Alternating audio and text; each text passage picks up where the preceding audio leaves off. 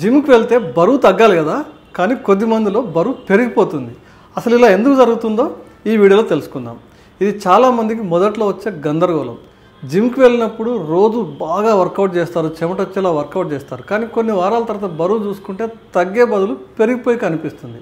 ఇక్కడ చాలామంది mood of అయిపోయి మళ్ళీ జిమ్ ముఖమే చూడరు. ఇలా ఎందుకు జరుగుతుందంటే, మనం బాగా వర్కౌట్ చేసిన తర్వాత ఆకలి పెరిగిపోతుంది, శరీరానికి ఎక్కువ ఎనర్జీ కావాలి, దాంతో మీరు ఎక్కువ తినేస్తారు, ఎంత తింటున్నామో తెలియకుండా తింటారు, కాబట్టి క్యాలరీలు ఎక్కువ అవుతుంది, తద్వారా క్రమేపీ బరువు పెరిగిపోతుంది.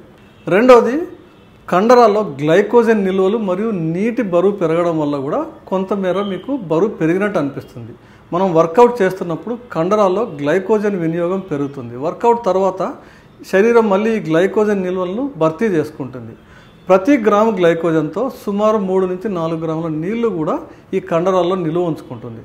దీనివల్ల తాత్కాలికంగా మీ కండరాల సైజు పెరిగినట్టు అనిపించి బరువు పెరిగినట్టు అనిపించవచ్చు, కానీ ఇది కొవ్వు పెరిగినట్టు కాదు, ఇది కేవలం వాటర్ బరువు అన్నమాట. మూడోది, మనం ఎక్సర్సైజ్ చేస్తూ మధ్య మధ్యలో విశ్రాంతి లేకపోవడం. వీటి వల్ల ఏమవుతుందంటే హార్మోన్ల డిస్టర్బెన్స్ జరిగి బాడీకి తగినంత విశ్రాంతి చేయకపోతే కార్టిజాల్ లాంటి స్ట్రెస్ హార్మోన్స్ పెరిగిపోతాయి. ఇవి బరువు తగ్గడాన్ని అడ్డుకుంటాయి.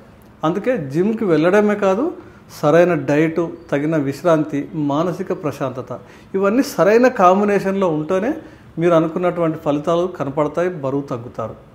మరి మీకు సరైన సైంటిఫిక్ వెయిట్ లాస్ ప్రోగ్రామ్ కావాలనుకుంటే స్క్రీన్ పైన ఉన్న నంబర్కి కాల్ చేయండి. ఈ వీడియో నచ్చితే లైక్ చేయండి. మరిన్ని మంచి వీడియోల కోసం ఛానల్ని సబ్స్క్రైబ్ చేయండి. ఏమైనా సందేహాలు ఉంటే కామెంట్ సెక్షన్లో రాయండి. మరో వీడియోతో మళ్ళీ కలుద్దాం. నమస్తే.